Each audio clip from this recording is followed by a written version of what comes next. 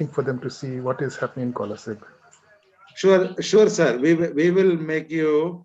You will enable you to share the screen. Okay, you're welcome. Welcome, sir. Thank you very much. Welcome. Father Tom. Yes, sir. After some time, my connection will be unstable. No problem. That is the experience. So therefore, you have to come in aid immediately. Sure, sir. Now it seems okay. Okay, but all after right. some time, it start giving me problem. Thank you. All right. Yeah. Let us begin. Yes, please. Yes, we can begin. Yes.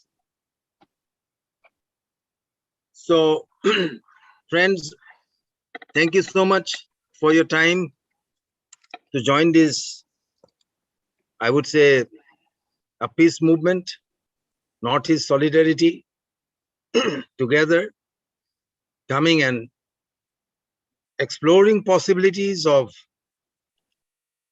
de-escalating what is going on in the border of Assam and Mizoram, especially in Vairengte and Lailapur area. We hear a lot of good news, a lot of exciting news, and a lot of unwanted also utterings. So therefore, in our meetings, we have talked about it, and we said that we will ignore what is not contributing towards constructive solution, because we cannot stop what is going on in the social media in other areas. So therefore, we have our own judgment to listen and accept and reject what is not helping us at all. Our main intention is to find an amicable solution to the problem that is going on and find a lasting solution for the people of these two states to live peacefully and with the other states in the region. It is possible if we have people-to-people connection and communication. And one more thing that we discussed and stressed upon is the dialogue. So we have to open ways for the dialogue to happen among the people, expressing and sharing the facts. Some of the facts may be hurting, but fact is fact. We have to accept. And if with this kind of attitude we get involved in the process, then we are moving ahead. And we are interested in the lasting peace. And that is, in the absence of that lasting peace, we cannot expect development of our region. It's hampering. And one immediate concern is that when the essentials are blocked from all sides, how do we help to open the channel of transportation, communication, so the essentials which is required, wherever it may be, reach in time, especially the medicines, the food commodities, the children food, etc., etc. So keeping this in mind, let us open our discussion today. And Dr. Rini, who is our first speaker or the person who will make the opening remark? Dr. Rini? Oh, yes, I will. Hi, thank you very much, Mr. Goldsmith. Before we begin the session, Father Tom was giving a report what has been happening in the last 2 days in Guwahati and what are the future plans in the days to come, particularly on Saturday, where they're going to make a press release. So the voices of solidarity has been expressed very loud and clear from various angles. That was a good news. On behalf of the Northeast Solidarity, as we all of us are a member in this way and that way, I welcome you all. Let me update with you a little bit, because this is the third webinar on peace on boundary issues. So our main focus is right now is immediate and urgent one, the clash between the two states of Assam and Mizoram. So then the political clash, forces clash is carried forward to the community at large. So therefore the public are suffering. So therefore we are trying to negotiate peace. Look at us. We are all independent voices. We are not representing a big organizations as such, but how civil society members can also contribute towards peace. And we have reached thus far, extending our solidarity from different states, at least 5 states now, and some are from districts as well. So every webinar, we are having people from other states sharing the same concern, and our main goal is how to negotiate peace at this juncture, especially COVID juncture, and then how do we carry it forward, and whether there is any similar context that we need to draw upon.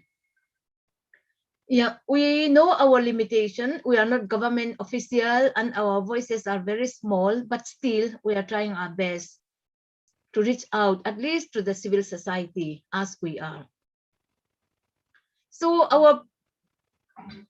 our task is, I'm sure that panelists are going to touch that damage control has to be done from all aspects. So we have done 2 things. One is a request was made from Assam side that travel advisory has to be explained, and then from Mizoram side to tell that whether it is really risky for anybody to travel. There are more than thousands, how many thousands of Assamese are working in Mizoram from all walks of life. So also, Mizo people are in everywhere in Assam. So therefore, we cannot afford to go on like this as of now, especially on top of the COVID thing. So our situation has been very, very tense and dangerous, life-threatening. So our panelists will explain to us that the ground reality and how do we go forward. So the two steps we have done so far is, number 1 is write a letter to reach out to Assamese community saying that Mizoram is safe to travel. Everyone is extending help, security, food and shelter. So it's not that dangerous. Second thing is that we would like to make an appeal to all the chief ministers of the Northeast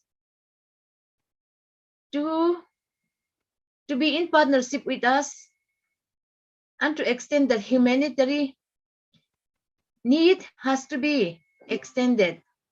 Of course, Father Tom has mentioned about the disaster management legal, but the law and the act is not playing a role.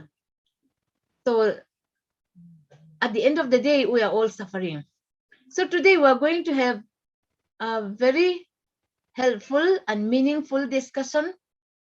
And then we are more and more clearer to our direction.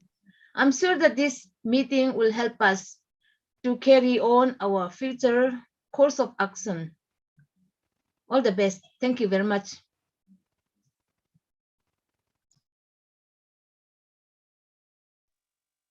Thank you, Dr. Renee, for your opening remarks. And that gives the framework for today's discussion. Thank you so much. Now, who is the first panelist to speak, please?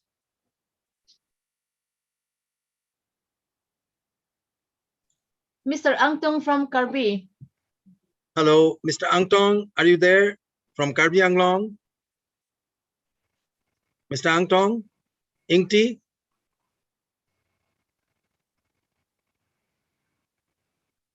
Yeah. Mr. Angtong Ingti, are you there? I think he was very busy also. He was not too sure. The second one from Arunachal, Mr. Kon is also not able to make it because there is urgency in Bihar. About 40 girls are being arrested. So he has to do a legal battle at this moment. So he is going to share with us. I think that we can request Mr. Alan from Mr. Bodo. Alan? What's his name, please? Alan. Alan, are you there? Mr. Alan?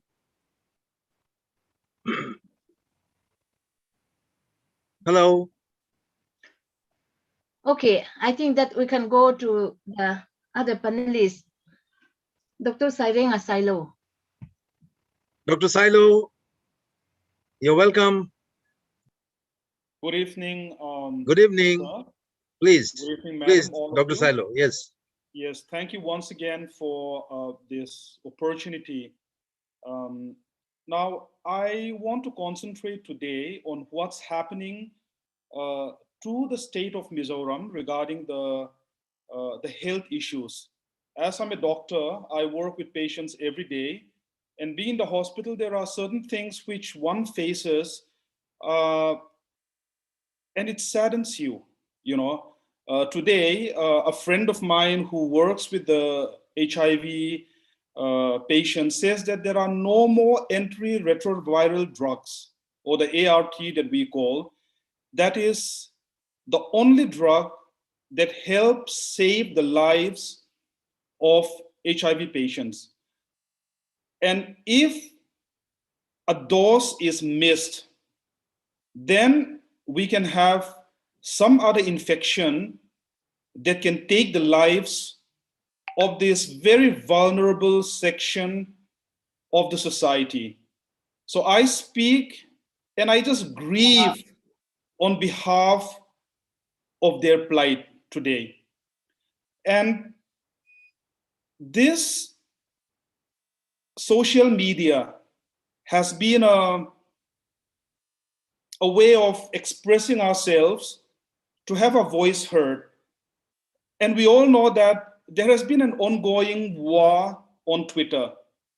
Now, our youth, they express themselves as it is the right of every citizen of India, the fundamental rights of the freedom to speech, where they use Twitter to express their fears, their anger, their frustrations, and their demand for truth. And many of the accounts of our youth has been hacked. It has been disabled, and so many things. I could go on, but this will just get into squabble. And it seems like the Chief Minister of Assam and whoever is behind him have a very sensitive issue when things are being expressed in Twitter that is not being modulated, that has not been corrupted and changed for their convenience to say their side of the story, when the truth is being told as it is, it really punches something. It really punches, it really makes them uncomfortable, it seems. That's why so much of measure has been taken to silence our youth. Now, the same platform, Twitter, is also being used by our health minister. And I will just read this Twitter that was tweeted yesterday to the Prime Minister's office, India. Our health minister says like this: despite having endured this problem for almost a week, there has been no response from the central government on this front. As true citizens of the country, we are entitled to amicable and positive response and intervention from the central government at this critical time. Now, this is a rather humiliating and desperate call for help from our head of state. And he also tweeted on the same day, I would request the Honorable Prime Minister and Union Home Minister to intervene as early as possible to prevent any health crisis that may soon engulf our state, which would be beyond the control of anybody. Now, all of us can identify with corona pandemic. Now, corona doesn't tell you that you are Indian or you're Chinese or you're Assamese or Mizo or you're from Bombay or Delhi. There has been so much of death due to corona in various parts of India. And there are horrible stories which I don't need to bring the horrid detail of. We have heard that there are no place for burial. They don't even have enough time for performing the rituals before a body is being burned. People are dying unnecessarily in an undignified way, and where the rituals, proper rituals, cannot be done. I'm not talking about Mizoram. I'm quoting about what we have all seen in the news, what has happened in Delhi, what's happened in various parts of India, in Bombay, in the South. It has spared no one, unfortunately. And the other parts of India, which are economically stronger, have been smitten. They have been silenced. They have been devastated by the corona pandemic. How do you expect a small state like Mizoram, which is in the northeast corner of India, when we are trying our best to fight off this deadly disease, and on top of that, we have to fend off our neighboring bully who are amassing new armored vehicle, sophisticated guns, recruiting more policemen just to fight us. How is that possible? Is that even justified? Is that even humane? Is that even something a human being would do?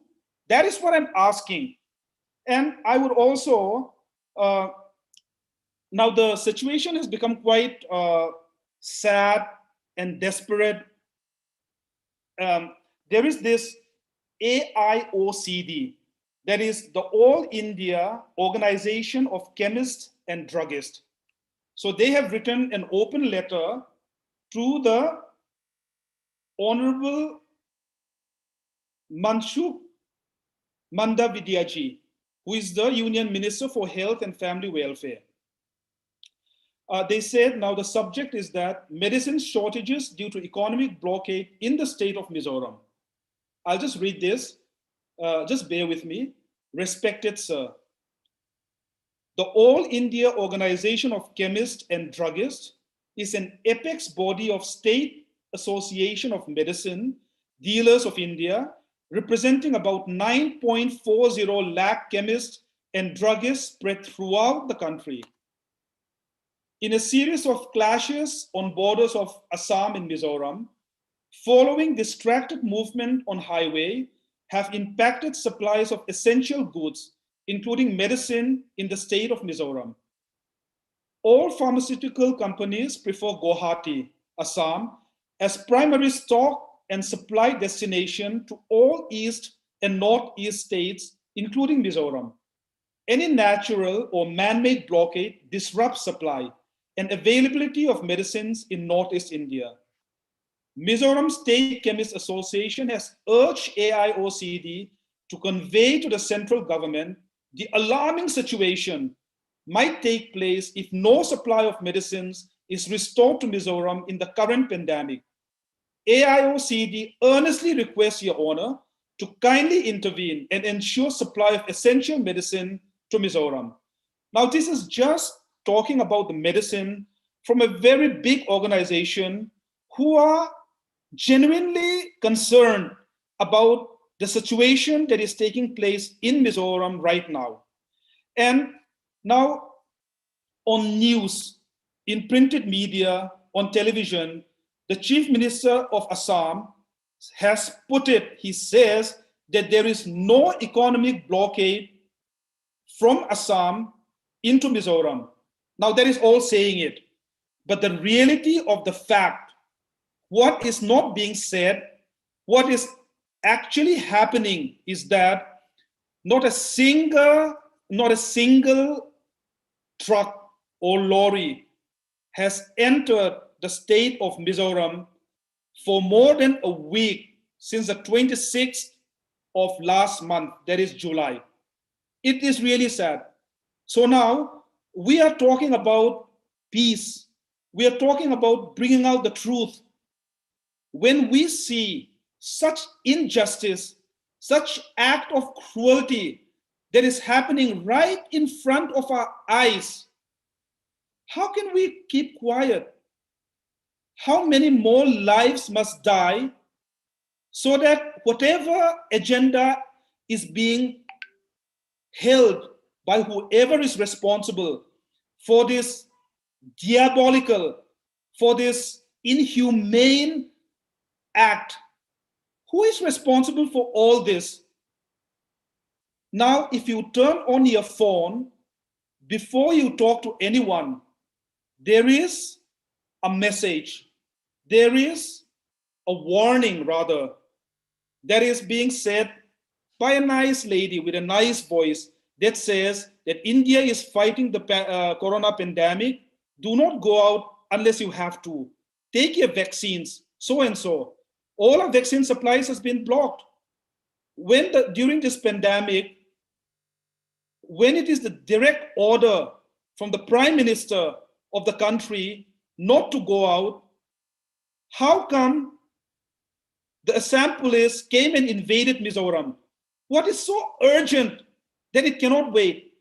This just after 2 days, when the Home Minister had come to the northeastern state of Shillong to have a meeting of peaceful resolution with all the northeastern chief minister. Is this an insult? Is there a drama going on which the common man doesn't know?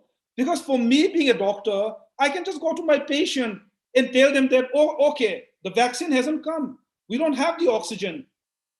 How do you answer such cruelty?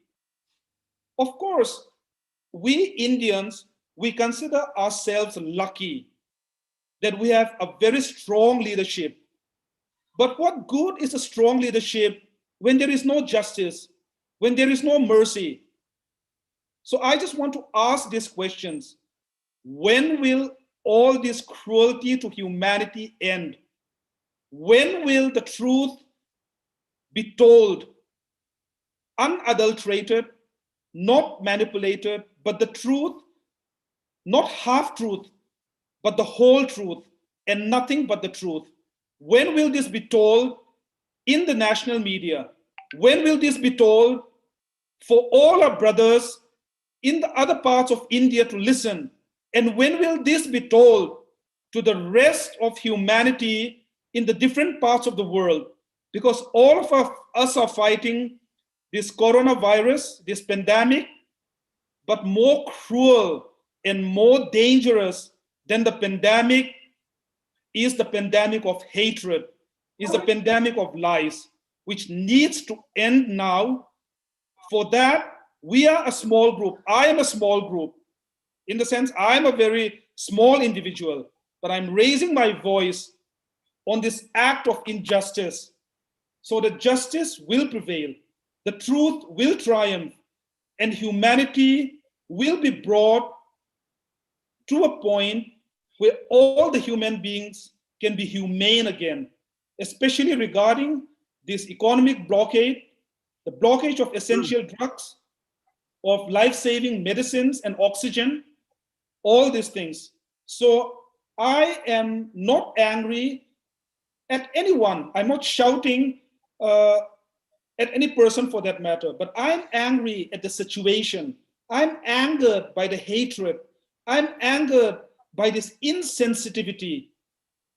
And I do not want this squabble to turn into genocide. So I thank you once again for giving this platform. And I pray that some peaceful solution will be there so that people will live in peace, in harmony, and in prosperity. Something that every common man just wants. We don't want to fight. We have nothing to do with all these things. Thank you. Thank you, Dr. Silo. What you have said reveals the situation in Mizoram, and these facts need to go to the public, especially in Assam. In Assam, the public should know what is happening in Mizoram. You have talked about the HIV patients.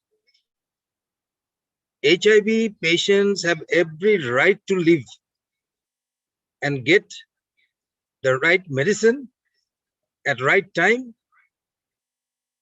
This is their rights. I'm getting very frustrated to see that, we are just mere spectators. We are helpless. How to open this supply line so that the medicines can go in to the areas where it is required. And it is very good to hear what this AIOCD has done, because the drugs are in their hands. And from their side, there is no problem. They're saying, please allow the drugs to go into Mizoram and any areas that is required. So therefore, the effort now for the civil society's voice to reach to the area of who is controlling or has the authority to do that. So there are all-round efforts, and some of us are involved in Guwahati to do that. And also we are praying to Jesus Christ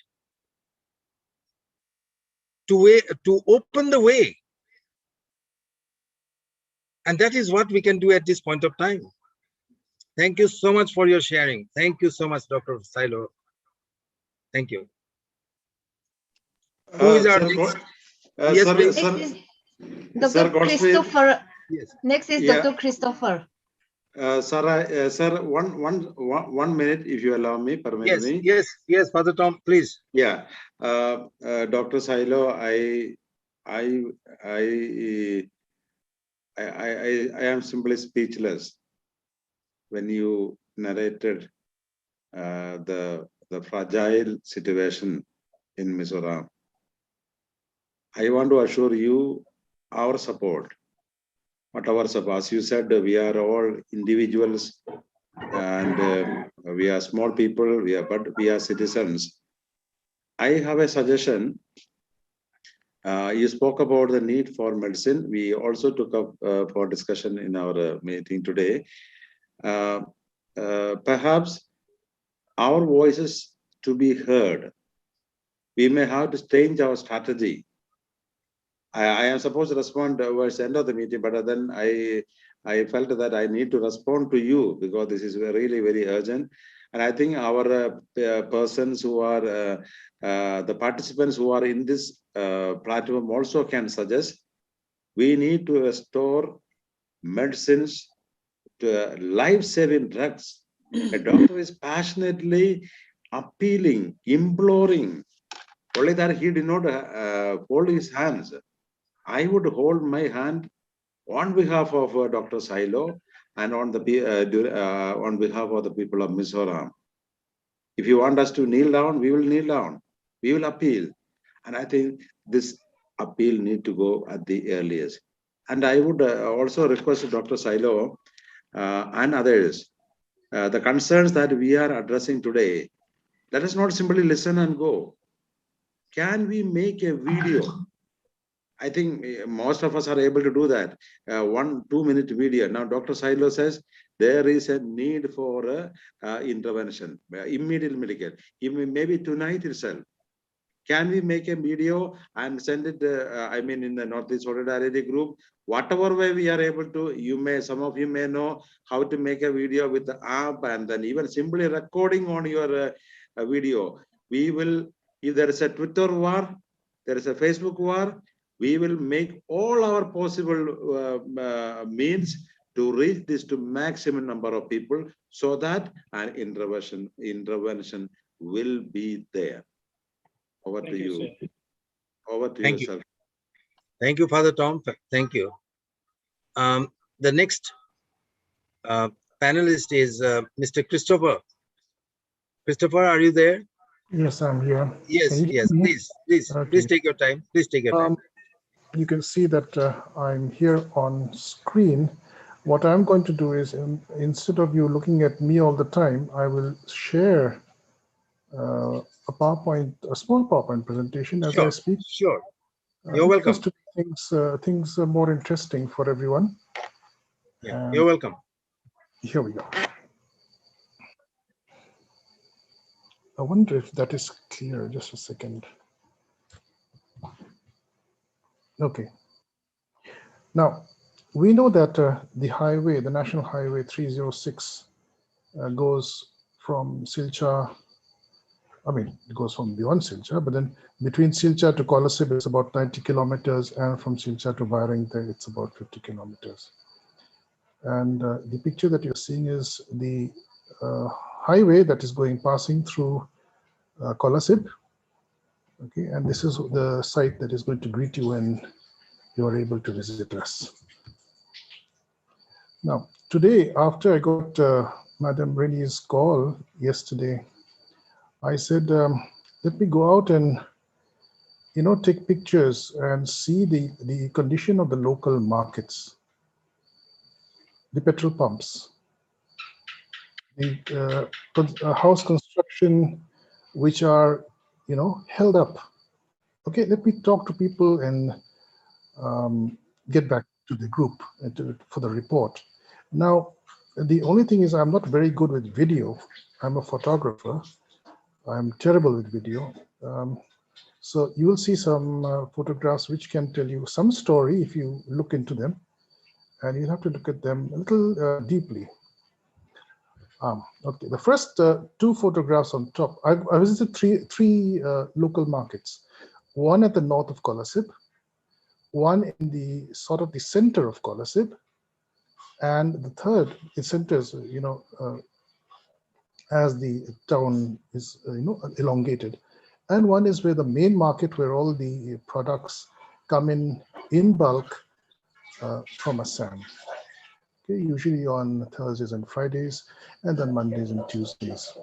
Now we'll get back to that portion on the days of the week. The first two photographs that you see on top is here. Now you can see there are no potatoes, no onions, no tomatoes, and you can see that these are only the locally produced vegetables. Okay, so the variety of foodstuff has gone down. The sellers who have sent money to the plains to get vegetables, for example, from areas like Sonai Barigat and Sonai and all that whole region that is very between Vairengte and Silchar, a very rich vegetable producing area that sends their produce mostly to Mizoram. Okay, and here is what I'm going to tell you that will astound you. In every evening and throughout the night, probably large trucks, small trucks, mini trucks, there will be about 150 trucks to 200 trucks coming up every night from Wednesday to Friday in order to to reach the weekly Saturday markets in different parts of the state. Okay, so those have all stopped. Also, this has impacted on the local market because the sellers, okay, who get in mass or whatever the products from Assam, their money is also stuck. Okay, so it's really an economic blockade that is going on. Now, the photograph here, where you see the lady in purple towards the left bottom, that is Venglai, the area where I stay. And you can quite see that though they have set out their wares, there's not very much to sell. Okay, and most of it is local produce again. The last photo, the fourth photograph at the bottom right, is Diakon, okay, a very big, major shopping area in which, rather to which, all the produce that comes from Assam to Kolasib, okay, only to Kolasib, I'm talking about only to Kolasib, that comes here first, and from here they are distributed to the other sellers. Okay, so this is the real big market here. People do take in bulk in other markets as well, but this is the main market. So you can see that I did not give you a close-up, but if you can see the whole picture, it's all shut. Okay, this lower where you can see the motorcycle there, it's that level is all shut. There's nothing coming in. Okay, they have nothing to sell. In fact, their money is all stuck up in Assam. On the first layer, we have the local market again, very much like the other three photographs that you have seen. I am not going to, just bore you by sending you the same photograph all over again. So this is the problem that we're having here. Local vegetables that used to come from Kachar, from Shillong, from Meghalaya, we have some lovely tomatoes and Shillong aloo, okay? All those are not coming in. And the people who have bought in bulk are probably not going to get their money back because their wares are now rotting on the roads. Isn't that sad? Food is rotting on the roads. So I don't know if they can give the food to some animals or some poor people. That would be a good thing, but I don't think it will even occur to them. Anyway, the other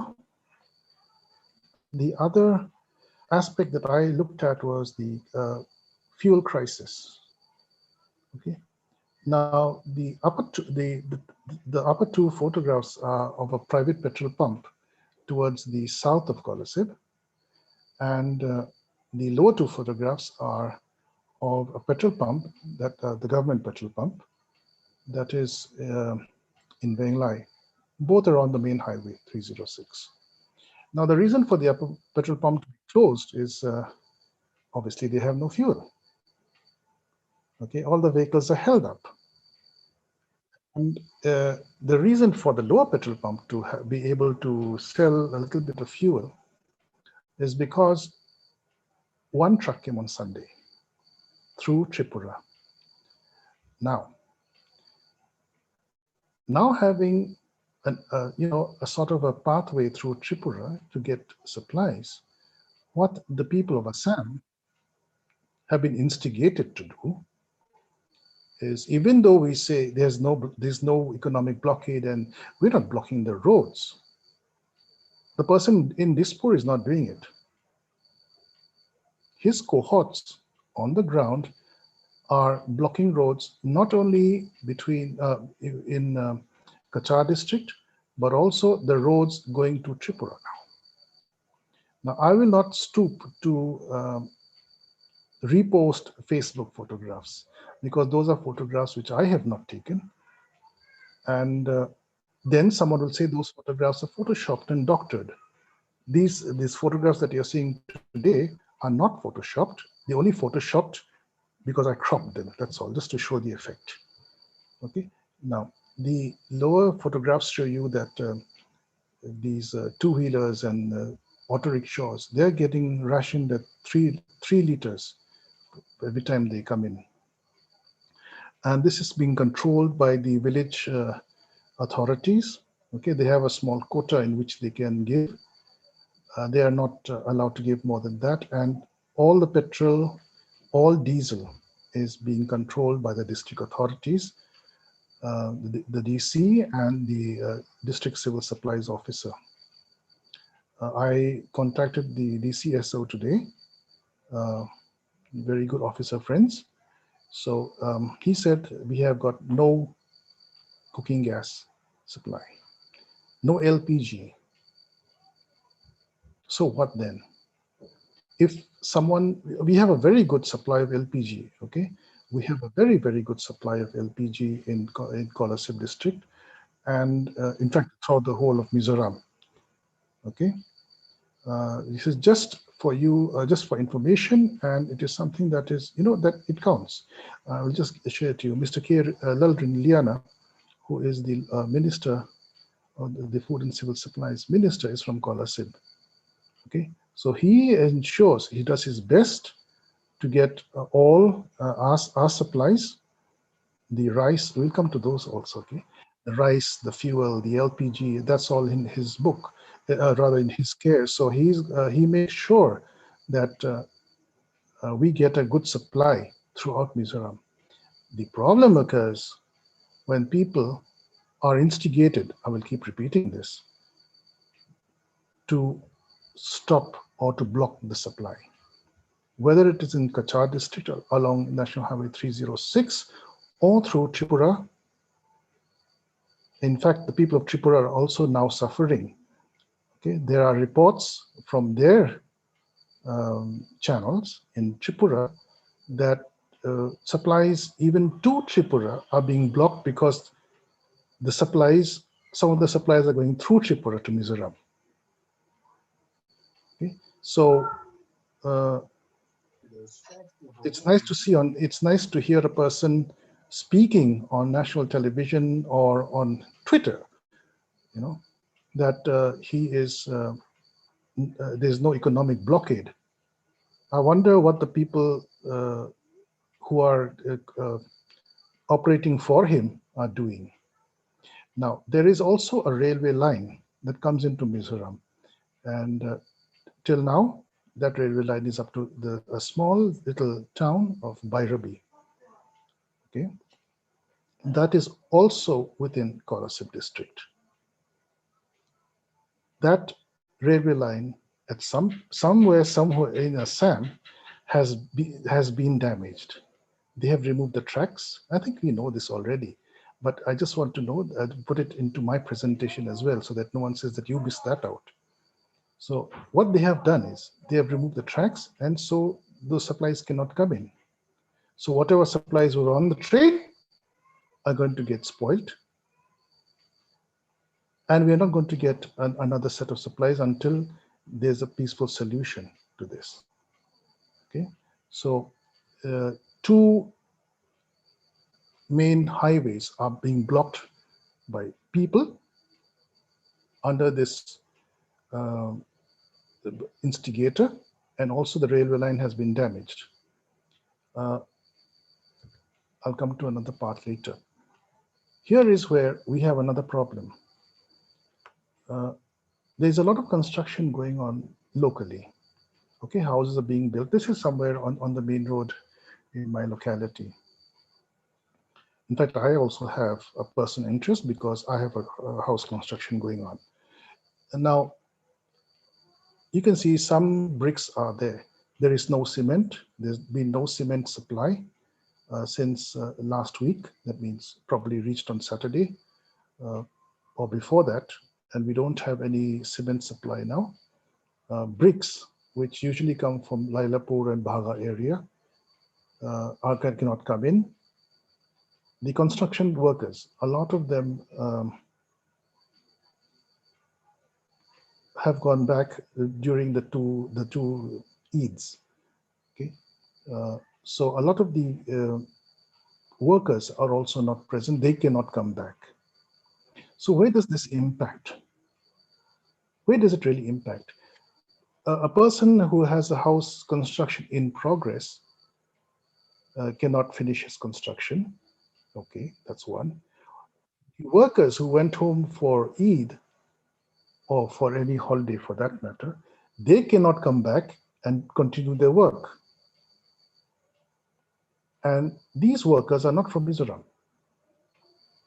Mizoram has a very, very large force of workers that are coming from Hailakandi, from Kachar, from Karimganj districts of Assam. This is going to impact their livelihood as well. I have a set of laborers who cannot come back. I have a set of Bistris and laborers who cannot come back either. So it goes, he's not, this exercise is not just throttling Mizoram. It is also throttling a lot of Assam. Of course, one can assuage that, we'll give you jobs and we'll have so many battalions of police. Someone is in their 40s, are you going to give them a job? I think the person who's been, spewing all this needs to rethink the things of what he's talking about. Anyway, this is the first photograph is our little cooperative that we have nearby our locality. There's another one. There are two, which I've just taken photographs of the same thing. That shop is to be full of rice bags of pulses and lentils. Those shelves are full of salt and so many other essential food items. Those are now gone. Now there'll be an excuse, okay? Yeah, it's all gone because you people have gone for panic shopping. It's all gone. Yes, okay, fine, but there's no one to replenish it. Where's the stock to replenish it? Okay, so the staple, the rice diet of the local people is not available. The second photograph on top is and the two photographs at the bottom, they belong to friends of mine who have a large baby food and medical store. They are big distributors throughout the district. Now, I believe Dr. Diki is going to speak on medicines and all that, but I just want to brush it up just so that everyone knows that I've done my homework as well. Now, let us leave aside cold drinks for a while. Cold drinks are not essential commodities as such, but baby foods are. Ladies and gentlemen, our babies are not going to get baby food. What are you going to do? Is there someone still going to say that there is no economic blockade? They're looking at the wrong place at the wrong time. This is the time for solutions, not playing safe. Okay.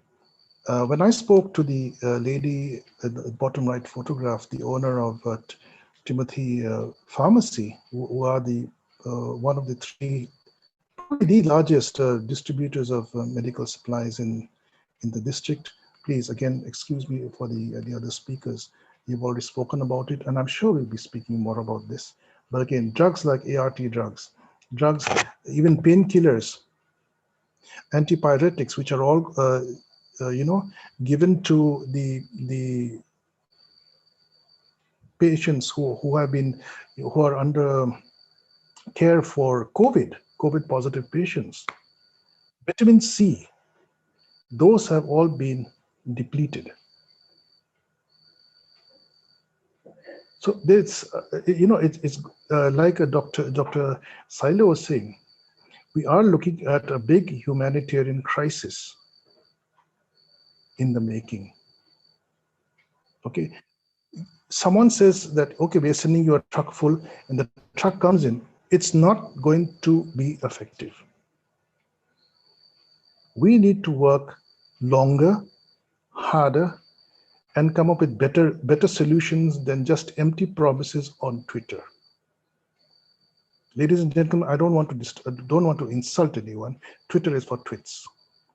Okay, the ground reality is right in front of us. Those 4 photographs: baby rice, baby food, essential medical care or medicines, medication. What we're also not talking about is oxygen. Need I say more? Need I say more? So then I took a little, after I visited all those shops, I went down to a place called Rengtikon. It's within Kolasib. It's just a 5 minutes drive down. And this is the tri-junction where, if you see if the arrows are visible and the writing are done properly, then the arrow that turns to the right shows us the road that goes towards Silcha, which is about, from here, it's about 85 kilometers or so. And the other road that goes towards Tripura and Assam as well, to Assam through Garmura and then to Tripura through Kumarghat. Okay, so these are 2 supplies, the main road that comes in to Mizoram, and that road has been quite empty for a few days. And we are hoping that there is no economic blockade. That phrase really comes true, and some vehicles can come in, and life can get back to normal. If not, Mr. Himanta Biswa Sarma is going to be responsible. I'm not going to talk about the shooting. We know about that. He's also going to be responsible for the sickness, death, okay, and prolonged agony of the Mizo people. He already has blood on his hands. Does he want this? Or is he trying to exterminate the Mizo people? Among us as civil folk, I don't think so. Let me put it this way. I don't think so. And I hope that he can prove all of us right. And just to finish off my small presentation, there is a small picture of our Olympian, okay? A young girl from Kolasib, Lalram Siami, who is part of the Indian hockey team. So pray for all of us, not just Mizoram, the whole of the Northeast needs your prayers. And I hope that we can, you and I, especially me, can go beyond this blame game and find a lasting, peaceful, permanent solution to all of this. Thank you very much.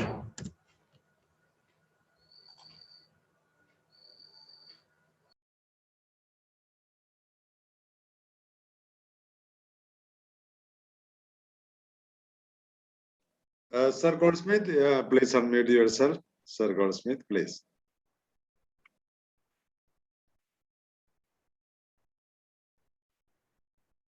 Yes, your pictures talk loud. And when you're speaking in the Twitter, very interesting things are being projected.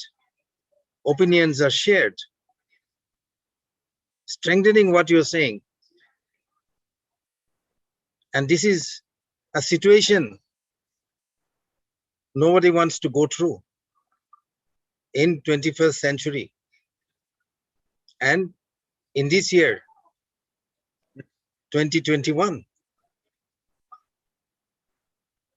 Now, the question comes back to us and back to us.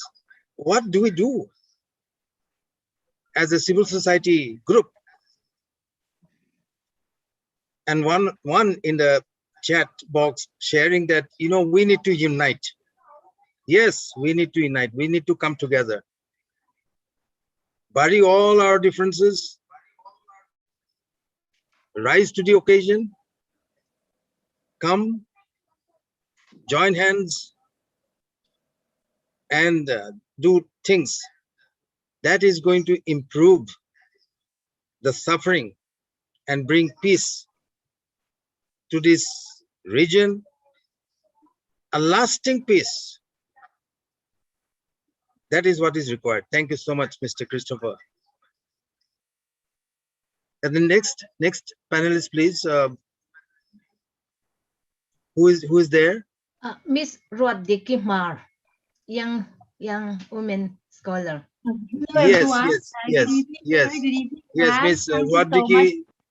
Yes, thank Yes, you. Yeah, please. thank you so please. much for having me. This is the very first time I've attended and I'm taking part in this webinar. Oh, you're And welcome. You're welcome. Yes, so I am currently working as a faculty member teaching political science in a state-run college here, Government Johnson College. And I'm Very also pursuing my doctorate degree from Mizoram University. So All the since best. the topic is about, yes, thank you, sir. Since the topic is about Northeast solidarity, and also, as I said, this is my first session, and I talked to Dr. Rini Ralte Pinote. We call her Note in Bangalore.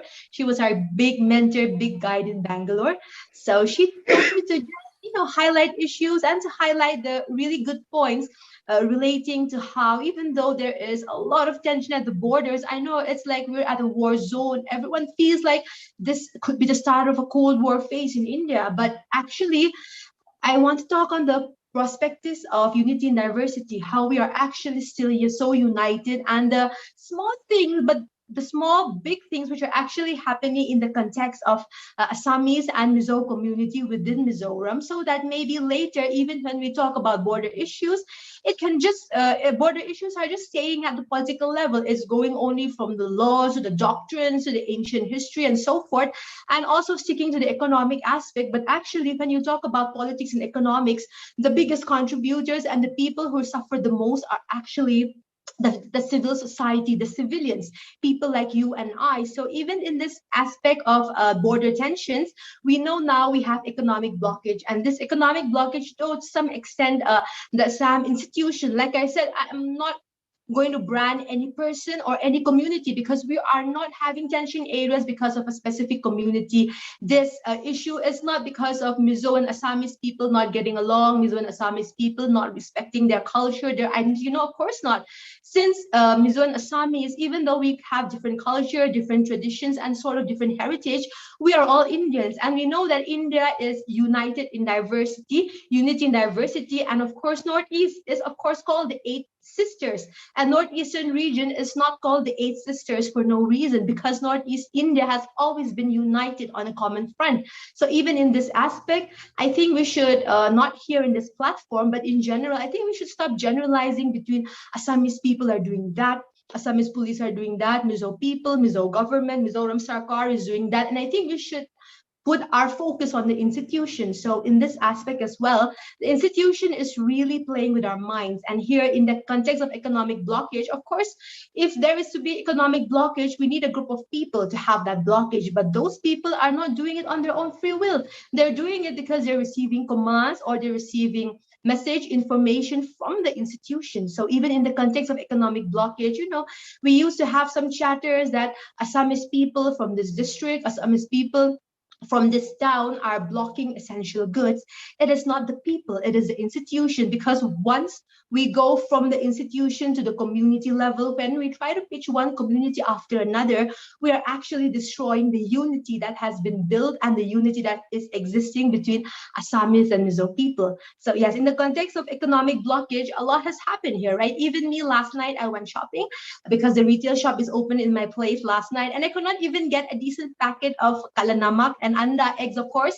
It's so rare, and of course, even piyaz, onions. So yes, like as Sir Christopher mentioned in his slides, we are basically draining out of essential goods in terms of commodities, in terms of medicines, and in terms of other non-consumptional, but still essential goods. But even in this context, the big thing which I think I want to bring out is I'm going to speak from a lower community level, from a grassroots level. I am from Zarkotbeng. It is a street here. And here, each street in Mizoram, in Aizawl, we have a local level task force. And this local level task force is comprised of the local council, the village council, or the Young Mizo Association, and the MHEP, and Mizoram Utpapol, and so forth. So it's actually an amalgamation which is recognized under the government of Mizoram, amalgamation of various civil organizations working together. And you know, even though it is an amalgamation of Mizo leaders, of Mizo youth, or Mizo people, the beautiful thing is that there is no such thing as, yes, we are having a crisis, yes, you are having a blockage, so let me try to hoard all the goods for the Mizo people in our community. Absolutely not. As we saw in the Nagaland digital newsfeed on Facebook, we saw a video in Vaireng there where, because there was an economic blockage, the trucks who are supposed to go back to Assam, Assamese trucks with Assamese drivers, they had nowhere to go. They needed food, they needed shelter, they needed to feel love, they needed to feel that even though in this war of boundaries, Assam and Mizoram boundary issues, they are stuck in Mizoram, but they are still Indians, they are still our fellow human beings, and we are still loving them. So how is this message getting across, the message of peace? Well, we saw in that video that because of COVID, of course, people in Vaireng, they could not bring these people inside their homes. What they did was they gave them a proper lunch, proper food. It could be dinner as well. I don't know which meal is it.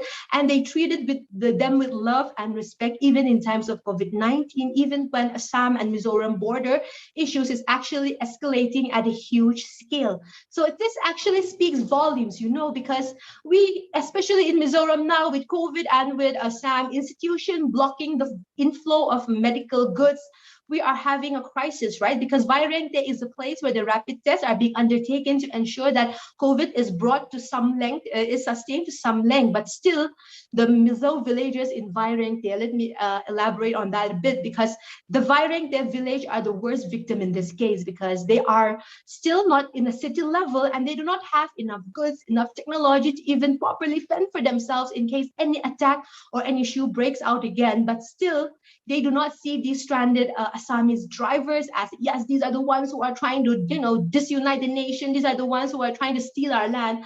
But they see Assamese people as our fellow humans. So here as well, in the case of border conflict, a lot of it is just an artificial divide. If you come, I cannot speak for Assam because I am not living in Assam.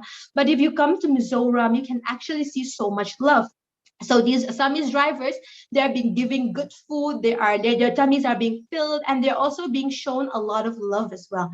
Even with the context of the local level task force here, you know, even me here, when in my community, I used to see newsfeed, I used to see announcements on the PDAs that anyone, whether they are Mizo or they are non-Mizo Assamese renting places here, if they need anything, if they lack food, even if they lack 1 liter kerosene to make their food, we should help them. And the local level task force, they don't publicize it, but they do it a lot. You know, they go and they'll go for all these people. Every community goes around saying, do we have any, you know, non-Mizo people who might need food, who might need shelter, and they give it to them for free. So this is the kind of unity, the kind of humanistic actions which are existing within Mizoram. So again, in that aspect, since like I said, I have not attended other webinars, but I just want to speak from a social perspective. And as a woman, I want to raise my voice in this issue as well, a young scholar, that when we're trying to pitch one community after the other, we're actually dividing the people, right? And India, as we know, is known as unity in diversity, because India is one of the few nations in the world where we have so many cultures, so many heritage, so many tribes, so many indigenous people. And the big question which most countries always ask is, how is such a divided nation so united? And this beauty can also be reflected in Northeast India. Unfortunately, with the outbreak of Assam Mizoram crisis, we have so many platforms, so many media platforms, so many outlets, so many institutions trying to pitch one community after another. And this is just not fair, because this is not a war of communities, but this is just a war of the institutions, where at the end of the day, we do not even have a general idea on which institution is at fault, which institution is playing one over the other. So again, in this aspect, I want to also iterate that here in Mizoram, even if there are a lot of Assamese people, like near my house, I have a lot of Assamese people. You know, we ask them morning from far, do you need kerosene oil? Do you need rice? Do you need oil? Even for the COVID vaccines, they keep announcing in the PDA system that if anyone, we have any people renting our houses who are non-Mizo, please tell them to go get their COVID-19 vaccines, because COVID-19 vaccine is for everyone. So Mizoram, Mizo people, we are trying really, really hard to make sure that in this hard times, in this pandemic time, especially pandemic situation, all the people living in Mizoram, whether they are Mizos, non-Mizos, Assamese, Nagamis, they are Bengalis, whatever, right? At the end of the day, it's not about the community. It's not about our race, religion, sex, caste, creed, etc. It's about being humans, helping our fellow humans grow and develop. And I think in the context of Northeast India, even though Assam and Mizoram border tension is generating so much issues at the moment, these issues just lie at a level where common man, we the communities, don't have to go and fight at that level. At the end of the day, I think it's important that we always remember, even though I'm an Assamese, even though I'm a Mizo, I'm a Nagamis, I'm a Khasi, I'm a Jantia, whatever, right? We are all united. So let's just try to make sure at the end of the day that whatever actions we take, we should work towards peace and unity, because at the end, of course, India is known worldwide and will always be known as the tagline, unity in diversity. So I think that is something which I just want to iterate on. And I'm so sorry if I don't have enough factual details at this moment. Like I said, this is my very first webinar. So I just wanted to speak on my experience and my general observations at the local level. Thank you so much, sir, for having me. Thank you. Thank you, Ruadiki Mar. What you have said is so true. And we want more of this voice from the women, from the young women everywhere to come and speak, because they speak the truth. I'm admitting this. They speak the truth. And it's so good to listen to what they're trying to say at this point of time. We must live as human beings, irrespective of the community, ethnicity, sex, language, or whatnot. In that diversity, we are trying to be one and live as human beings. Thank you so much, Ruadiki. Thank you so much, sir, for having me. Yeah, thank you. Thank you so much. Thank you. Next speaker. Dr. Dicte Namte. Dr. Nikte Namde, yes, I have heard you before, and you are very, very good in your analysis. Yes, please share. Please share. Thank you so much, Mr. Goldsmith. When in the beginning you said that tonight is a night for the youths, I was feeling a bit, because I am not among the youths, and I don't want to be the boring face in this Northeast Solidarity series of talks. In your heart, you are youth. In your heart, you are youth. Yeah. Today, Unute has asked me to dig something deeper into the health issues that arise because of this blockade. And before that, one good thing that I want to say tonight is that from the last discussion we had on this platform, that was on Sunday, till today, that is within a couple of days, one good turn of events that we have seen is the announcement from both the chief minister to withdraw the criminal cases filed against the personnel of both the states because there was a bombarding of letters, handing of letters, FIRs and all these things, which was, we could say, a very ugly turn of events. And now with that going to be withdrawn, that is one step. But at the same time, when this announcement seems to be one step ahead for peaceful talks, it seems very hollow, considering the fact that what should follow next, that is taking more steps towards coming into peaceful negotiation, has not taken place. So withdrawal of court cases filed is, of course, a welcome gesture. But what is very much on the surface is the act of the Assam blocking the National Highway 306 for vehicles carrying goods to cross over to Mizoram. Of course, we all know that Assam government will deny knowledge about this blockade as it has done before, but no vehicle has crossed the Assam border to reach Mizoram as of now. I had a talk with somebody posted in Vairengte to know whether any vehicle has been, transport vehicle has been allowed to enter Mizoram, and he said, no, that was at 5 o'clock this evening. So whatever steps may be taken by the Chief Minister, and this announcement has also been made through Twitter.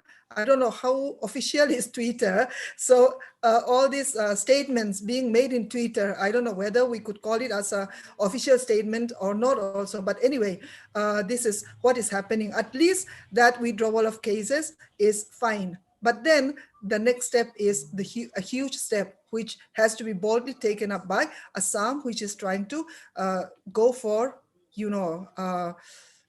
starving the Mizo people to death. Tonight, I'm going to stress only on the problem that the population of Mizoram faced due to this roadblock or travel advisory. You can give any name. Someone would not like to call it as economic blockade. Someone would not like to call it as a road blockade. But the travel advisory, which very much talks about, I will not go into detail about the travel advisory. These are the things that prohibits people from coming inside, which transport goods. And now the main problem, Dr. Silo has talked about the problem which they have faced with HIV positive people and the need for continued supply of ART. Tonight, I'm going to talk about now everyone knows that the whole world has been taken by surprise by the COVID-19 pandemic, and developed and developing countries all face the same enemy. And Mizoram, although we were able to face the first wave, with less cases of COVID positive as well as death, the second wave has hit us so severely that even especially during this July, the cases have gone up manifold, and the requirement for medical support is at its highest now, considering what has happened in the past. And all possible measures are taken, and help from within and outside India has also been received. And now what have we witnessed? From our own neighbor, who we fondly call as sisters, movement of, I will not talk about food and other essential commodities, movement of essential medicines, which is the lifeline of everyone, has been blocked. And I think we can call this as a devilish act. And today I have taken information from 4 hospitals. One hospital is ZMC, which is the designated COVID care hospital. The other one is Sinot Hospital, which is the second largest hospital in Aizawl. And I have taken information from 2 private hospitals also. So I will just share with you the inputs that I got from these 4 hospitals. I will sum up their responses in a few points. The first one is that all the 4 hospitals, they said medical supplies which were supposed to reach Aizawl last week were stranded on the way. And some have been reverted back by the supplier for fear of it getting damaged. And what one doctor has told me is that even if it is not reverted, if it is stranded on the way, with hot climate and temperature, those medicines are bound to be damaged. And they will not only that they will not be good, but they can have adverse effect on the patients also. And that is something which is much of a concern, even for the civil society. Then the second one that they talked about is that the test kits that we have in stock for COVID-19 is going to be exhausted very soon. One hospital said that they now have only 20 test kits of true NAT, which will be used up in a day. I think it may be in a day or even less than that. And if this supply of test kits do not reach Aizawl immediately, then you can just assume what will happen. And some region of RT-PCR and consumables are also almost exhausted now. That is in ZMC, the main lab where we have those COVID-19 testing being done. And this is something of a serious concern. If supply is not resumed immediately, this can lead to non-detection of COVID-19, which will result in its increase and death in the community manifold. And this is a very, very sad fact. The third one is the life-saving medicine for COVID-19, tocilizumab and monoclonal antibody could not reach Aizawl because the stockist for Northeast for these two medicines is based in Guwahati. And the Assam government has made an instruction not to transport even these medicine essentials.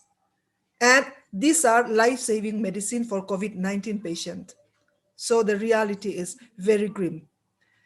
And another sad fact is that ZMC is preparing for construction of oxygen plant, but the equipment for construction of this plant has been stranded somewhere because of this block in the road.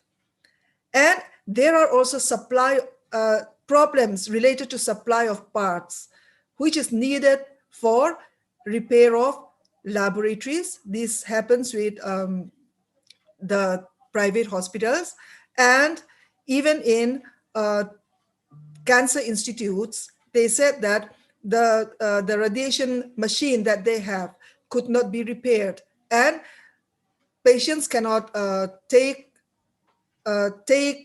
treatment there because the road has been blocked. So these are, when we talk about food commodities, somehow we can manage. Local products are there to, substitute at least. Although we said that we need many of the things which are not produced. But when it comes to medicine, when it comes to lifeline medicines, oxygen supplies, and COVID-19 related medical supplies, this is the grim reality. Words may say we want peace. CMs may tweet that we are going to talk. But when the very life of the citizens who needs treatment is put on on a very high risk, this is something of very serious concern. So for peace to prevail, words should be followed with deeds, and only the truth should be uttered. This kind of deeds, not following up on words, always keep one wondering the ulterior motives behind these hideous acts. Because it seems now that our neighbor doesn't mind starving, not only through food commodities, but through medicinal supplies, also starving their neighbors to death by cutting off their lifeline. This is very sad. And I'm a bit emotional when I talk about this also. I hope you will understand me. Let the Twitter statements be converted into action with all political will keeping in mind humanity. Only then the civil society can sleep with a peaceful mind. Thank you.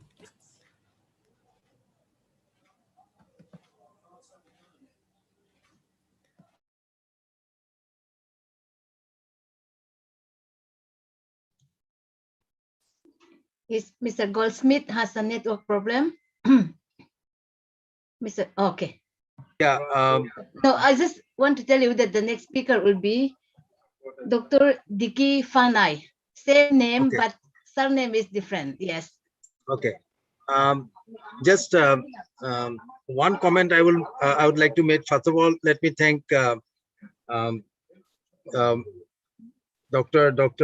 Lalwat Diki, her presentation, and what I would like to comment at this time.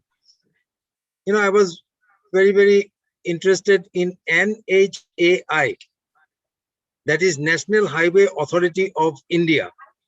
I see the signs when the road is being constructed from Gosaigaon to anywhere in Assam. Now, who controls this National Highway Authority of India? This NHAI do not belong to Assam or any state government. They are only custodian, but it is a property of the Indian citizens. How this highway can be blocked? I think this is one area we need to look into. Thank you. Father Tom and Dr. Rini, I need to excuse myself. I have to look into immediately certain things at home. Will you please take over? Will you please take over? Thank you. Yeah. Thank you, Father Tom. Yes, sir. Thank you. I'm not giving expressing vote of thanks to Sir Goldsmith. No. But your presence has been very appreciative, and we really Thank you. appreciate your gesture. Every word that you spoke was complimenting the speakers. Yeah, And, thank you. Thank you very much, sir. Thank you. Yeah. Since you have to go, we will. Please. Thank you very much, sir. Yeah, thank you.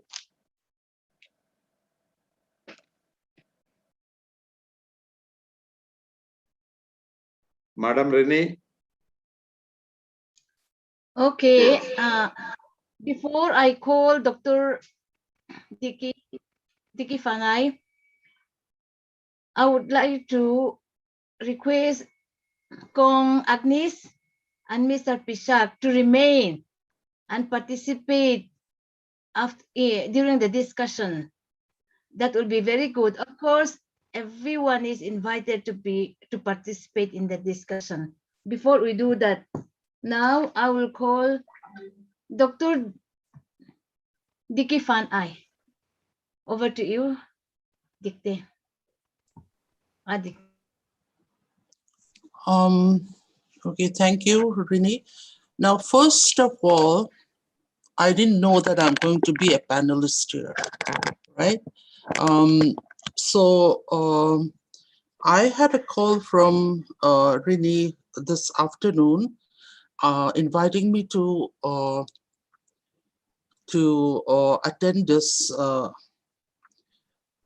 Zoom. And then I said, okay, I'll do if the power is working. And I didn't know that I am going to speak on this. But then whatever the other speakers have said, the impacts of the lockdown, I think everyone knows what is going to happen, right? And then I don't want to, I'm not going to talk about the impacts of or add on to the present impacts of the lockdown, because we know what is to be expected with this economic lockdown. Now, my concern is number one is that we call it inhuman, but I call it a crime, right? I call it a crime. And the national highways in India, and not to talk about the NH 306 only, none of the states have the legal right to block it, right? And none of the states have the legal right to block it. And then we have to know that as the Northeast states, each individual states, excepting Assam, we have only one MP representation. And politically, we are not,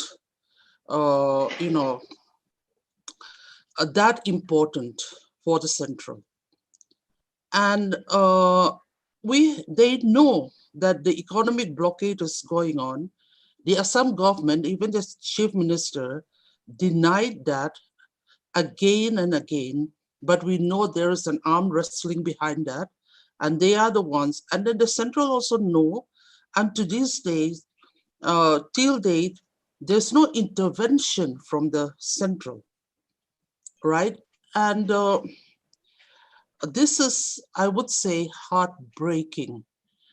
Are they planning to segregate, first of all, Mizoram, and then go on to the other states of the Northeast? Because as of now, if all of you would know what is happening in Myanmar, right? What is happening?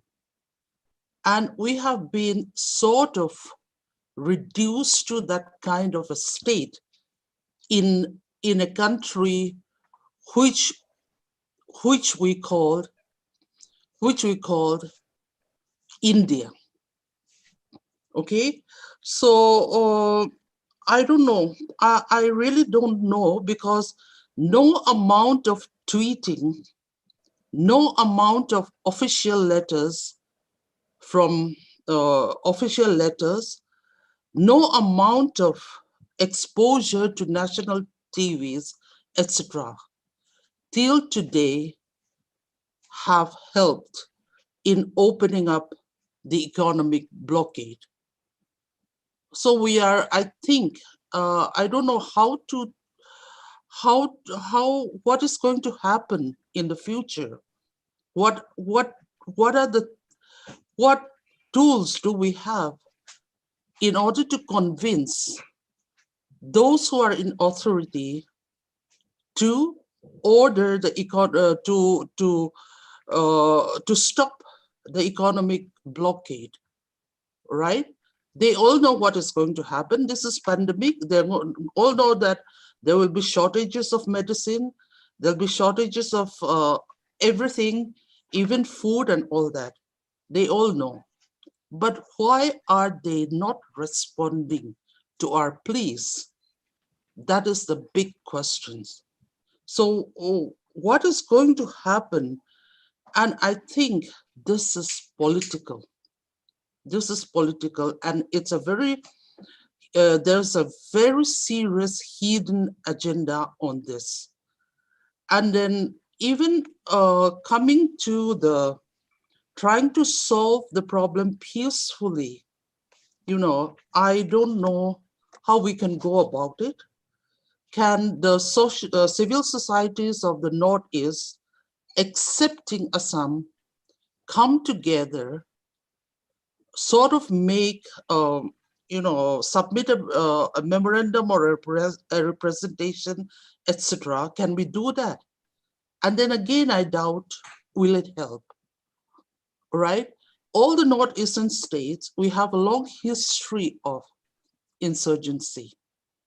And if you go to the root of what had happened, the root of the origin of all this insurgency, you would, everyone will say that it is because of negligence on the part of our counterparts in India. So what And then as of now, with all this economic blockade, with all the counter allegations, etc., what are they going to drive? What is the motive behind them driving us to this kind of corners? And then how, I think it is important to realize how to respond to this, all right? How to respond to this so that our voice will be strong, so that our voice will have meanings. And I still doubt even if that will help, all right? So we have been, we have seen some of the we have heard and in the news, in the national channels, and some of the MPs are saying that the foreign hand is there, etc. All that kind of thing, allegation is there, and then we really don't know what it is, because it is only lies after lies that have been told. And there are people, there are reporters who had come here in Mizoram to find out the truth. But then again, that will be again countered by another, so many other lies again. So who is going to, how can we convince the people of India, the leaders of India, that what Assam is doing at this point of time is a crime?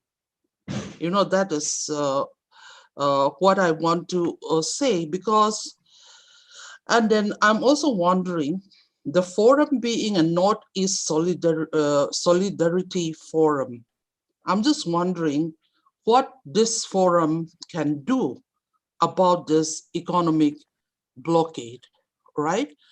And I don't want to talk about peace now, because I'm very honest, because I don't think we can.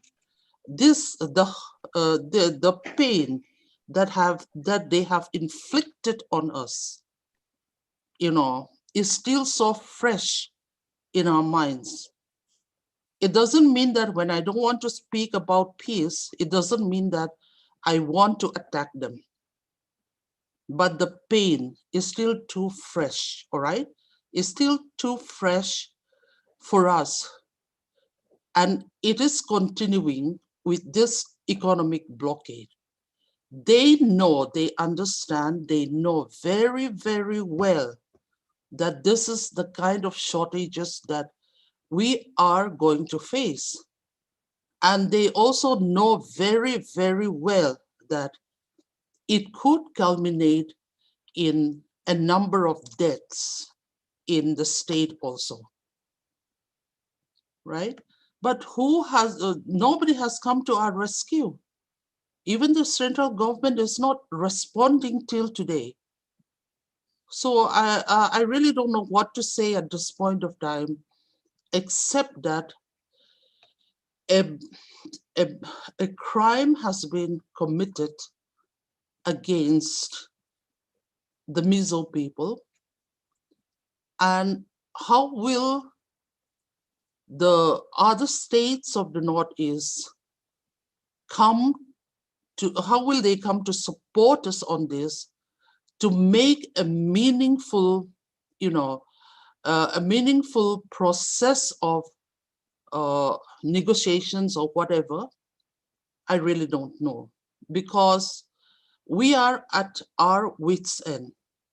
We thought that so many officials' letter that the government of Mizoram have sent down to, and then the NGOs, etc., would help. But to this day, even till today, there is no response. And what we have to understand, or what we should try to understand is, what is the hidden agenda behind this? And is this, how long it's going to take place? And how will we let the world know about this? I think that is important also, because we are a very small state with only one member of parliament representation, and their voice is very small. All right.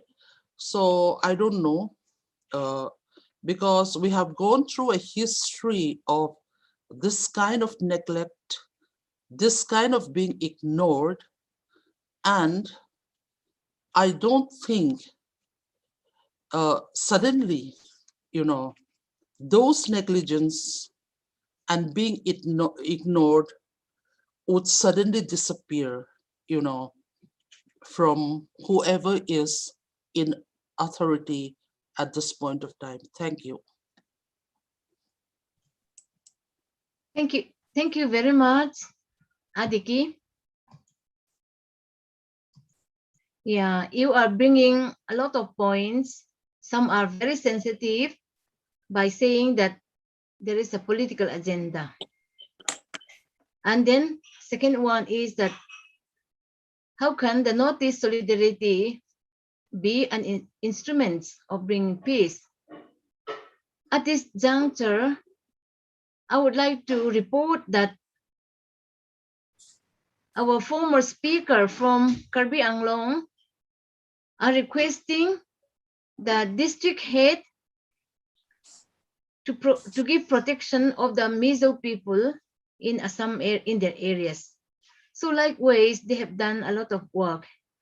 Yeah, well, in friends, we are coming to the discussion because our direction and our need is very, very clear.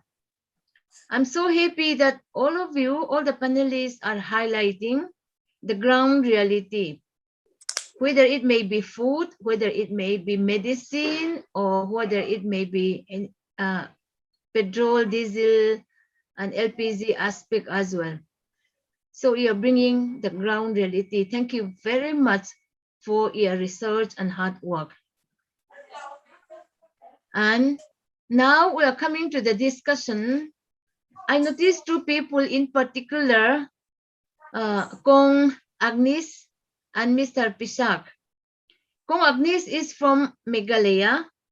She's an environmental activist, we all know that. And then Mr. Pisak is from Manipur, and he is also activist in anti-human trafficking activities in Manipur.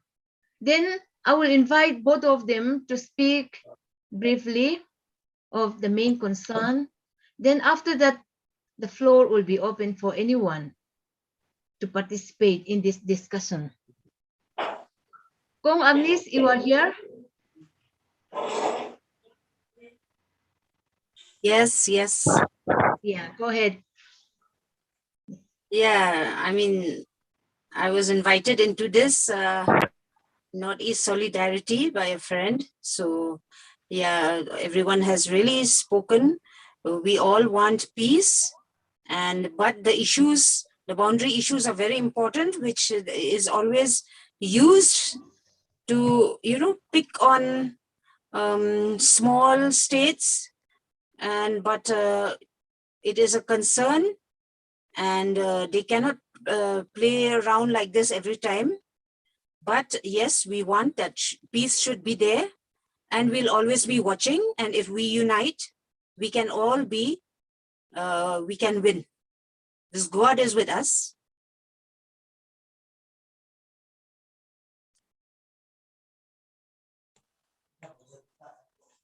Thank you.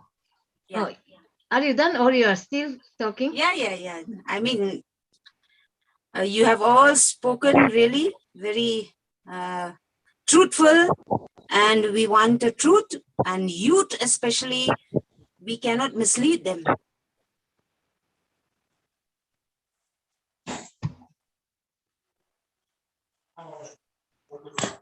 Thank you very much, Kong Agnes, for your encouragement and particularly bringing the faith aspect.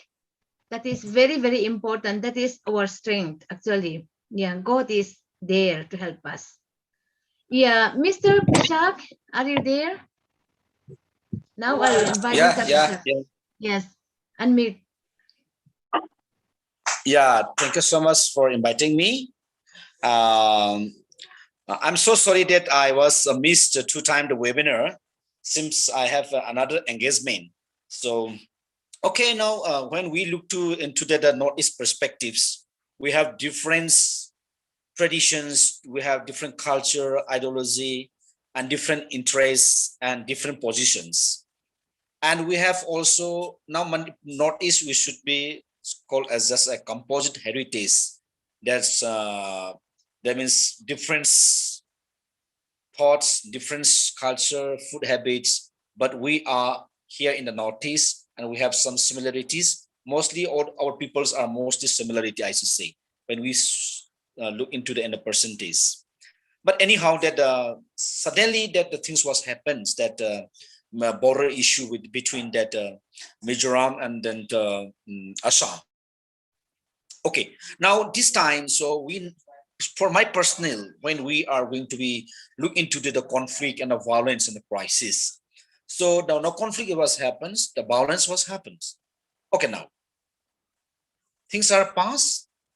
Now this is the situations of resettlement and rebuilding and reconciliation kind of things, no? So that is why we need to be provocate the messages by our Northeast Peace Solidarity group that each and every citizens and each and every organization, civil organizations, churches, and the government. So we need to have the simple appeals to them that, so this is the right time to stop that kind of violence, right time to stop for that blockade. This is the right time to be argument each other, to count the react and the external reactions between the two states. Now, this is the part of the right to life, and then our a kind of that things has to be bring us in the better positions in the normancy.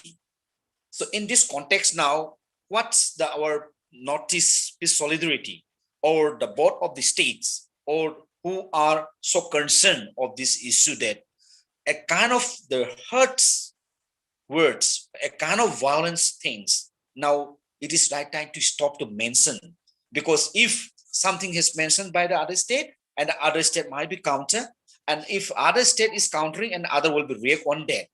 So that is why now this is the time for the dialogue and the discussions, how we have to bring in the better position, the peace and the harmony, and to show the solidarity by the others actors or other states. Now the main sole responsibility for that the central governments, that they should not be silent at least, because this is the issue is happening both the states. So whatever the Mizoram take initiative, so Nagal that Assam may be concerned on that. Whatever Assam is concerning on that, that the Mizoram people may not be concerned on that. So now this is the right time to appeal and then pursue to the government, urge to the government that this is the situation happening. So not to be happening in the futures. So government has to take the different options that to bring the better solution as soon as possible. And behind it and between that and among us and within us, we try to show the solidarity. Okay, some people may sorrow in that Assam state, we have to solidarity to them, and something might be happening to the Mizoram, the Assam people has to be solidarity on them, and we have to have a kind of ritual or a kind of humanitarian kind of concern has to be shown to them. So that is why the humanism spirit and the humanity spirit must be compulsion. So if we mention other groups again and again, so other group might be tensed on that. So that is why we should not say even that the Mizo people, we should not say the Assamese people, we should not say the Naga people, the Meitei people, Muslim people. Now we can perspective on that humanity. We need to see on the humanity concern, the humanism approach, so that we can say that any kind of shortfall in happenings, any kind of drastic crisis or hunger or that health status is happening. So we have to come together, we have to fight together, and we have to share our feelings and emotions.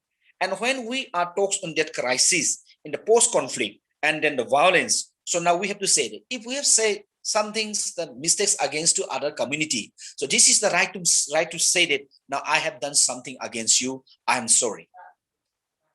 And also that the person who said or confessed something mistakes, the respondent or other groups also said it, okay, I'm excuse you and then I'm forgive you.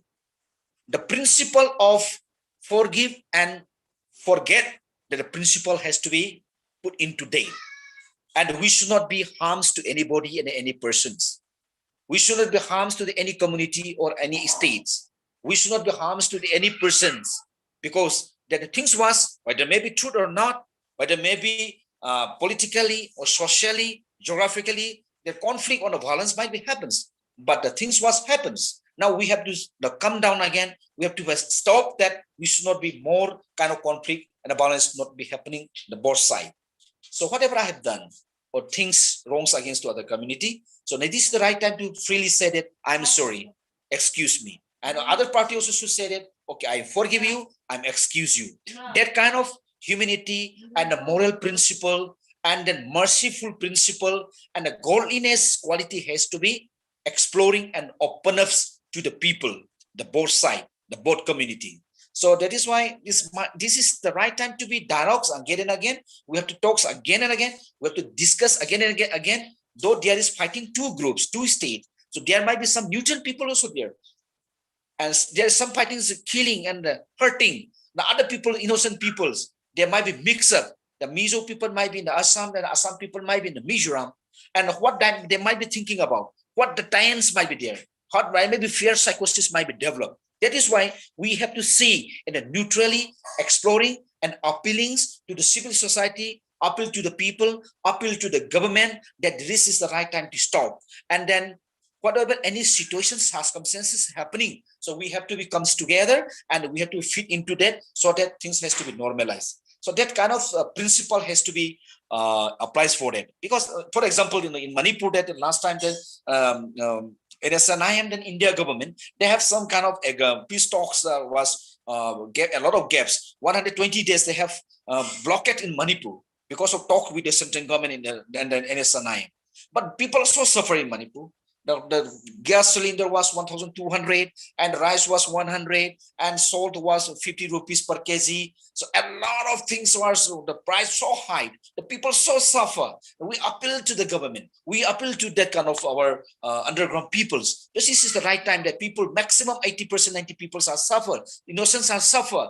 Please kindly settle as soon as possible between the government and then SNI. People are suffering and appealing to that. And we also seek the solidarity from other state and other country also. But even that things goes to the UN bodies also.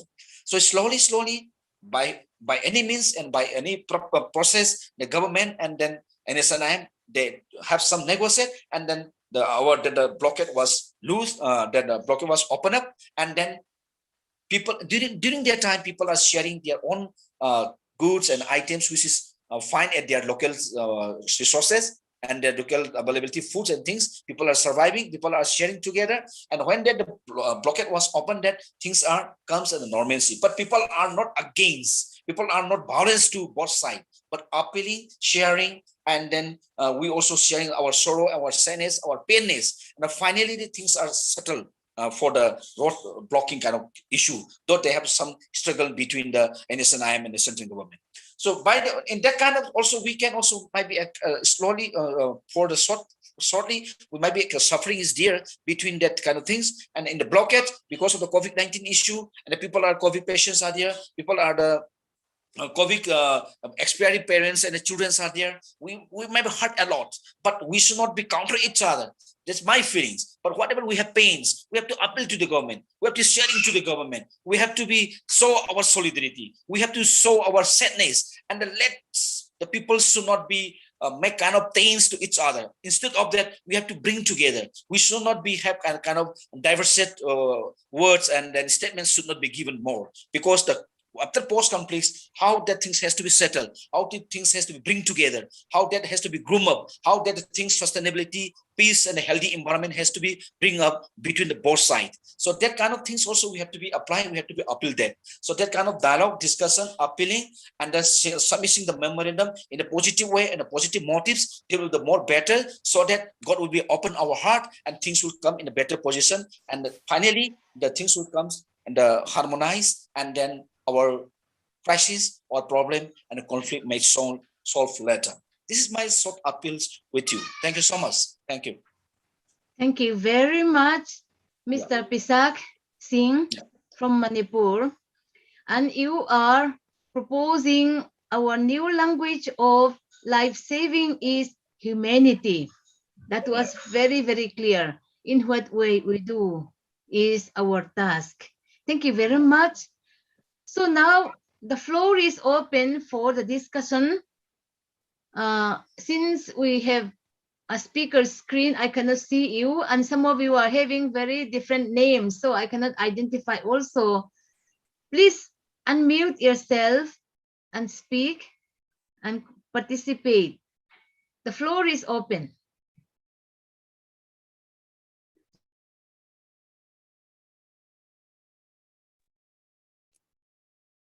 Yes, Dr. Rini Unute Tantea Please here. go. Yeah. Oh, okay. Hello, good evening, everybody. I could not be with you as speaker today.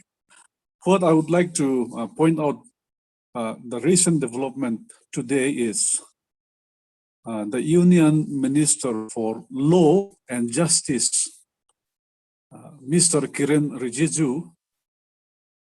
You see, the BJP MPs of Northeast India met the Prime Minister yesterday, and after the meeting, Mr. Kiren, Honorable Minister, Mr. Kiren Rijiju, met with the press, and he said that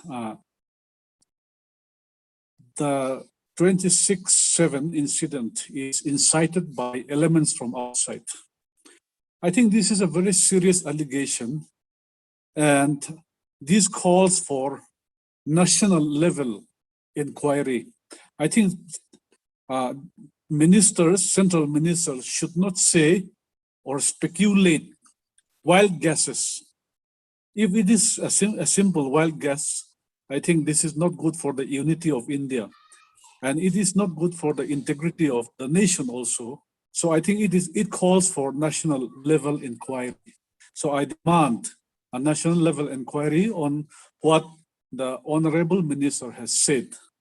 Number two, the Bar Association of Mizoram has written last week to the Union Ministry saying that Assam has blocked, they have imposed economic blockade.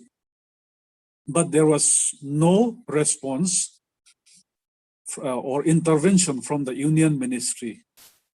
So today, in frustration, the Mizoram Bar Association has filed public interest litigation in Guwahati High Court.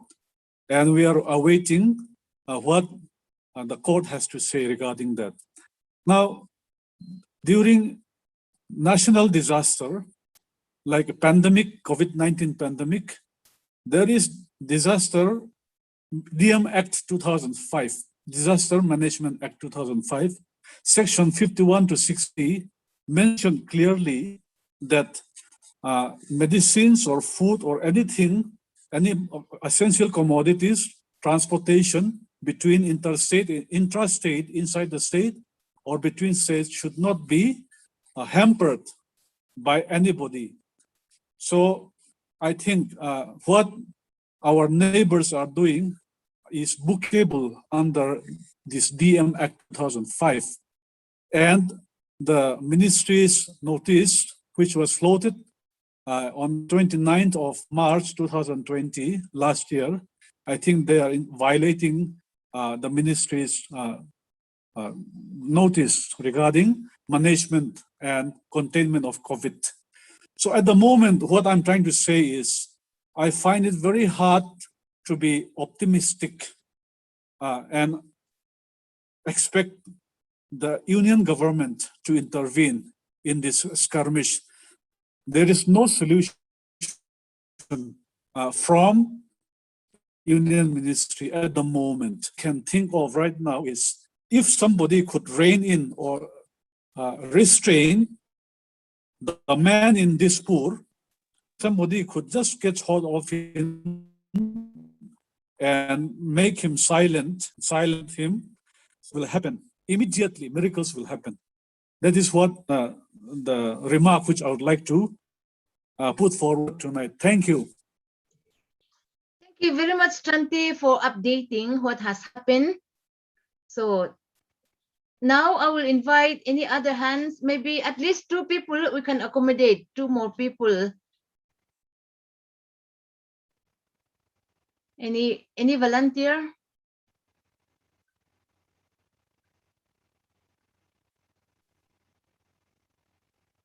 Yes, John. Yeah. John London Tuanga, yes. Let me put on my video first. Thank you very much, Dr. Rini, for identifying me somehow. Yeah, I think what we have to concentrate on, or what we have to focus on at this stage, is what are the next steps, the steps forward that we can take. And I believe that due to this deafening silence from the center, those very eerie silence again and again, we have to question what is the role of the center, and what is the role, or what role did the center play in that incident, the flaring up of the incident on 26th? And what were the role of the central forces as well? Because I don't know how things work, but central forces, I assume, work under the direction of the center.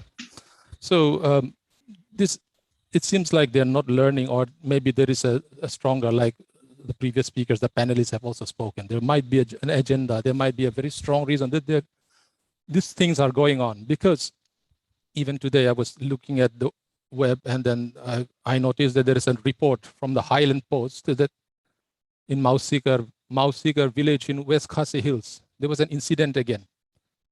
So looking at this, trying to get a sense of the larger picture, I think we as members of civil society, we have to really question this. What is the role of the center? Maybe it's better to get this elephant out of the room. See, we know what a certain political party in India has been doing. It's always talking of national integration and then branding any of their opponents as anti-national. So the only thing that is preventing them from branding their opponents right now is that the others are also part of a network of or an alliance of parties called the NEDA. So this is an angle. This is something that is very, very alarming, because we know, if we in the past few weeks also, many of those opponents and critics of the government have been branded anti-national and kept on flimsy charges. And even Father Stan Swami, we know he died without any proper care being given to him at the appropriate time. So this is one thing that I like to bring out. And to get out of this, I think what we can ought to take steps towards maybe pushing the government, or at least making the wider society aware of this problem, is when we communicate, because there is always a lack of communication. When we advocate, when we agitate, even. I don't know, very often, in the past few days, I've also been looking at some of the videos and news reports, like from Assam side also. Of course, we can't expect too much from the media in the Barak Valley, for instance, that Barak Bulletin, which is calls itself a hyper-local channel. But there is a very alarming thing that I noticed. For instance, on 1st August, there was a report of the Karimganj police catching a Mizoram resident who was smuggling liquor for sale in Meghalaya. Now, this is absurd, really absurd. Now, people who might have stayed for a few days in Guwahati knows why people flock towards Khanapara in the evening, right? Because it doesn't make sense to smuggle liquor from Assam to Meghalaya. In fact, it goes the other way because of the difference in the taxes.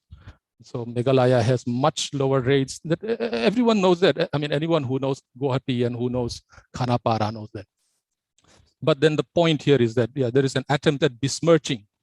The media is also not really playing the role that they're supposed to play, but rather trying to besmirch the name of, say, so they ended their report with saying that it was handled by F. Limpuya, son of F. Rinom and resident of Aizawl, Mizoram, and then they're bringing all these illicit drugs and IMFL smuggling and so on, which was the angle that the government of Assam started pushing from 28th July. Earlier, it was purely presented as a border issue, but 28th July onwards, then they started talking of these drugs, these illicit drugs, the cartel, and so on. So we have to be very careful of, I mean, we also have to raise our voices against this, the misrepresentation and the besmirching and the deliberate attempt by the media, for instance, or the complicity of the media. So the complicity of the center, the complicity of the central forces, the complicity of some media houses.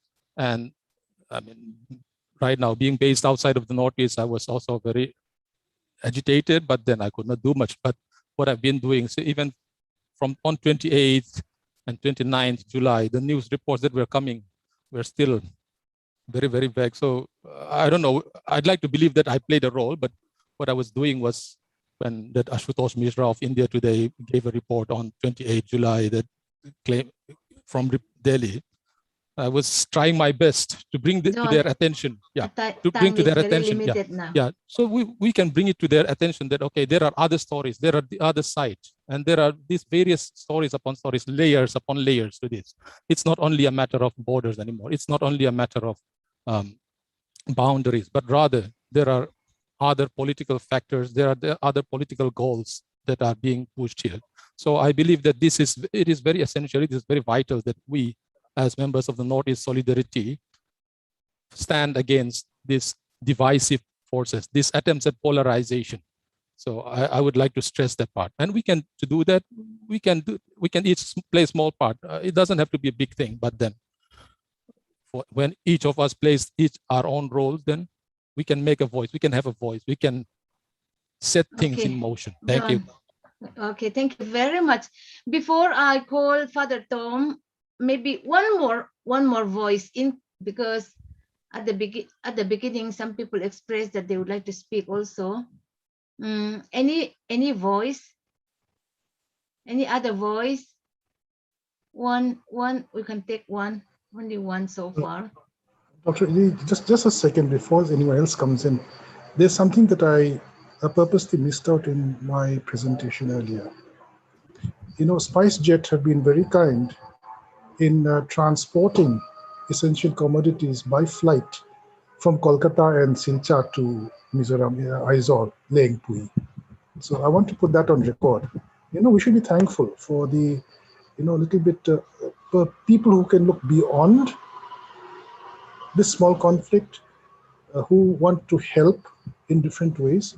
I think I just wanted to put that on record for one. Okay. I just interrupted you for a second. That's it. Okay. Thank you very much for that information. Yeah, we are all in one way believer of God, and even if one way is blocked, there is always another way is opening. So that is a true witness to that situation. Yeah. Okay, now I will invite Father Tom to wind up and then consolidate our meeting, and then helping us in terms of direction. How do we go forward? And then what are the steps we need to take? And then how can we enlarge our network better? Because we are the neutral voice. We are the only neutral voice at this moment. So let us strengthen, and then he will also make announcement. Over to you.